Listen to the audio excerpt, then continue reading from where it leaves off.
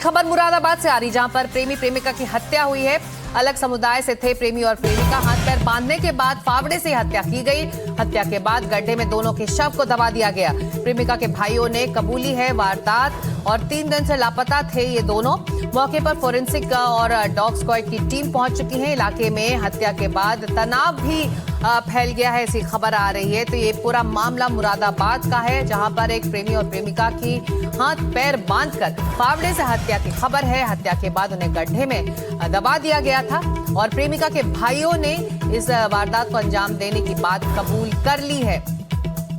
3 दिन से ये दोनों लापता थे और अब जाकर खबर आई कि हत्या करने के बाद उन्हें शव को उनके वहां पर दबा दिया गया था, मिट्टी में दबा दिया गया था। और ग्राउंड से हमारे सहयोगी ने रिपोर्ट भेजी है, ये पहले उसे देख लेते हैं।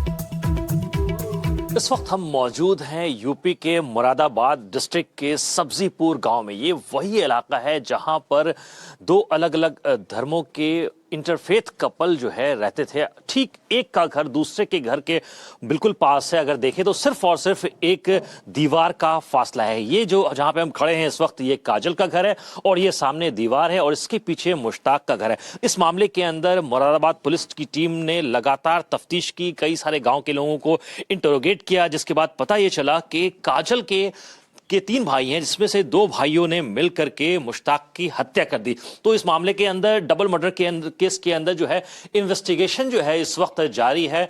जो पुलिस टीम है यहाँ की मुरादाबाद की, वो भी अगर देखें तो यहाँ पर भी मौजूद है। क्योंकि इंटरफेथ का मामला है तो जो लॉ एंड ऑर्डर सिचुएशन है उसके खराब होने के पूरे चांसेस थे। तो इस मामले में लॉ एंड ऑर्डर सिचुएशन को मेंटेन करने के लिए जो बड़ी पुलिस की तैनाती जो है वो पूरी गलियों में की गई है, आसपास के जो इलाके हैं वहां पे की गई है।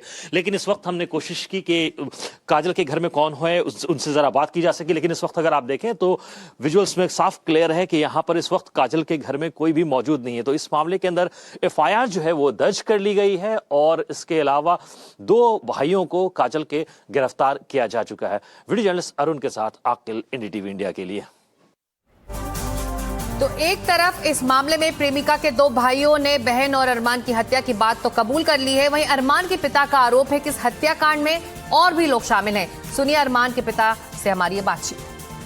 हमारे साथ जो है अरमान नाम के शख्स जिसकी हत्या कर दी गई है, उसके पिताजी मौजूद हैं। क्या नाम है आपका? मोहम्मद हनीफ। ये बताइए कब से आपका बेटा लापता था? मेरा बेटा इतवार के शाम से 9 बजे से। और आपने तहरीर कब दी? तहरीर हमने तीसरे दिन दी। तीसरे दिन दी। हाँ। कब पता चला आपको कि आपके बेटे की जो है हत्या कर दी गई? ये कल पता चला हमें। तो हम नामजद रिपोर्ट करने गए कचहरी पे। अच्छा, मुझे ये बताइए कि इस मामले के अंदर आपने 6 लोगों के खिलाफ जो है तहरीर दी। अब तक कितनी गिरफ्तारियां हो चुकी हैं? 2 लोग। बाकी 4 लोग? वो का 3 नाम तो उन्होंने लिखे, 6 नाम है, 3 नाम लिखे हैं उन्होंने। किन किन लोगों पे आपको शक है जिसने आपको बेटा को मारा? वो मैंने नाम लिखवा दिए, उसमें मेरे ध्यान ना आ रहे, उसमें कागज में लिखवा दी 6 नाम मैंने। क्यों लगा मतलब कि उन लोगों ने आपके बेटे को मारा? क्यों साजिश? मेरे सैनिकों ने, गाँव वालों ने खुद कहा, बोले तुम्हारे बेटे को लौंडिया को मार दिया और मार दिया, तुम नामदार रिपोर्ट करके आओ। अब अच्छा, ये बताइए कि इसमें बताया जा रहा है कि एक लड़की है जिसका नाम काजल है। काजल के साथ अरमान की कुछ बातचीत होती थी, दोनों टच में थे, दोनों की बातचीत होती थी। इसके बारे में कोई जानकारी है? इस बारे में मुझे कोई जानकारी नहीं। इस बारे में आपका घर जो है वो काजल के घर से बिल्कुल एक दीवार हट के बिल्कुल सटा हुआ है। एक हवेली दूसरे की है, तीसरा घर उसका, ऐसे। हाँ। तो दोनों के बीच में कोई बातचीत होती थी? आंख से भी देखता है या कोई देखता तो मैं तो निकाह कर देता उसका। अच्छा, आपका बेटा जो है वो सऊदी रहता था, वो लौट के कब आया? कितने महीने? 4-5 महीने हो गए। 4-5 महीने पहले। हाँ। अच्छा, इस मामले में हमने देखा कि उसकी सिर्फ उसको नहीं मारा गया, अरमान को नहीं मारा गया, अरमान के साथ जो लड़की थी वो काजल, उसको भी मार दिया गया।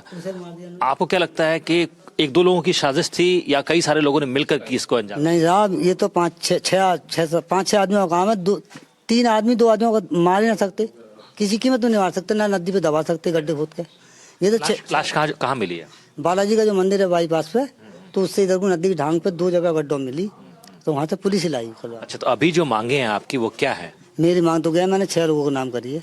6 लोगों सजा मिलनी चाहिए, इंसाफ मिलना चाहिए मुझे। इस संबंध में जब गहनता से जांच की गई तो इसमें ये प्रकाश में आया कि युवती के भाइयों के द्वारा दोनों की हत्या कर दी गई है। घटना में प्रयुक्त एक फावड़ा भी जिसके द्वारा हत्या की गई वो भी बरामद किया गया है।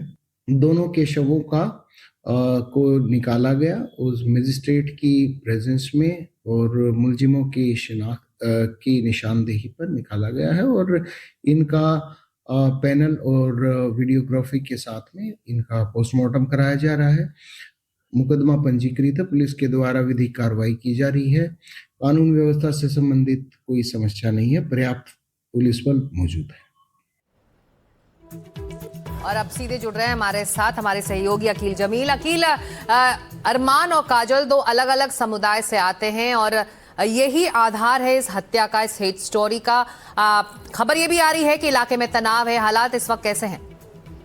जी हाँ, बिल्कुल। अगर आप देखें तो इस वक्त हम मुरादाबाद में मौजूद हैं, ठीक उसी गांव में मौजूद हैं जहां पर यह हादसा हुआ। अगर आप ये देखिए, हादसा जो है वो काफी दर्दनाक है। उसकी बड़ी वजह यह है कि हादसे के अंदर एक फावड़े का इस्तेमाल किया गया और फावड़े से उस लाश को जो है वो काटी गई। तो इस वक्त जो है पुलिस की टीम ने मुरादाबाद एसएसपी से हमारी बात हुई थी, एसएसपी का कहना है कि इस वक्त जो है 2 गिरफ्तारियां हो चुकी हैं। उसके अंदर एक और अक्यूज जो है वो अभी नामजद है, वो अभी फरार चल रहा है, उसकी तलाश जारी है पुलिस को। तो अगर जैसे ही वो पुलिस को मिलता है तो फिर उसमें आगे के जो ताड़ है वो, क्योंकि उसके अंदर कौन कौन इन्वॉल्व था, क्योंकि जो अक्यूज के साथ साथ इस मामले के अंदर जो दूसरा परिवार है, दोनों विक्टिम का जो परिवार है दोनों आसपास में ही रहते हैं, 2 घर छोड़ करके ही रहते हैं। तो इस मामले के अंदर जब हमने विक्टिम के परिवार से बात की तो उनका कहना है कि तकरीबन 5 से 6 लोग जो है वो इसमें शामिल हो सकते हैं, सम्मिलित हो सकते हैं। तो इन्वेस्टिगेशन जो है वो इस वक्त जारी है। अगर आप देखें तो एफआईआर में जो नाम दर्ज किए गए वो सिर्फ और सिर्फ 3 लोगों के दर्ज किए गए हैं, लेकिन परिवार के लोगों को शुबह है, शक है इस बात का कि इस मामले के अंदर 2 से 3 लोग और भी हैं जो कि इसमें इन्वॉल्व हो सकते हैं। लेकिन अभी अगर आप देखें तो लॉ एंड ऑर्डर की सिचुएशन है यहाँ पर वो काफी कंट्रोल में है। पूरी तरीके से पुलिस की तैनाती की गई है, चप्पे चप्पे पे घर के आसपास से लेकर के जो कोतवाली का एरिया, जो पुलिस स्टेशन का एरिया है, वहां तक जो है पूरी हर जगह पे जो है वो पुलिस की तैनाती की गई है। तो आसपास का जो माहौल है वो बिल्कुल नॉर्मल है, तनावपूर्ण नहीं है इस वक्त। शुक्रिया अपडेट के लिए आपका अकील।